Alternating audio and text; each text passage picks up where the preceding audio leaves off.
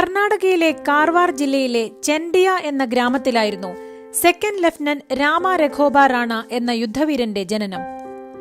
1948 April 8 റാണയുടെ നേതൃത്വത്തിൽ രജൌരിയിലേക്ക് പട്ടാളം നീങ്ങി. ബാർവാലിയിൽ വെച്ച് പാക് സേനയുടെ ആക്രമണം. വഴിനീളെ മൈനുകളും റോഡ് ബ്ലോക്കും. അന്നുതന്നെ തടസ്സങ്ങൾ നീക്കാൻ റാണ തീരുമാനിച്ചു. ഫലം 2 സൈനികരെ റാണയ്ക്ക് നഷ്ടമായി. 12 മണിക്കൂർ തുടർച്ചയായി ശ്രമിച്ചിട്ടും റാണയ്ക്ക് തടസ്സങ്ങൾ നീക്കാനായില്ല. സൈനിക വാഹനത്തിന്റെ അടിയിൽ കിടന്നുകൊണ്ട് പാക് ഷെല്ലുകളെ പ്രതിരോധിച്ച് റാണ മൈനുകൾ നീക്കം ചെയ്തു.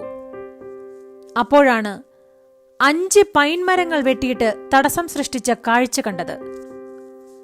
ആ രാത്രി ഇരുട്ടിൽ ആരും കാണാതെ പാക് ഷെല്ലുകളെ വകവയ്ക്കാതെ ഒറ്റയ്ക്ക് പൈൻ മരങ്ങൾ നീക്കം ചെയ്തു. തുടർന്ന് സാഹസികമായ നീക്കങ്ങൾ. ടാങ്കറിനു താഴെ പറ്റിച്ചേർന്ന് കിടന്ന് തടസ്സങ്ങളെ നീക്കിക്കൊണ്ടിരുന്നു റാണ.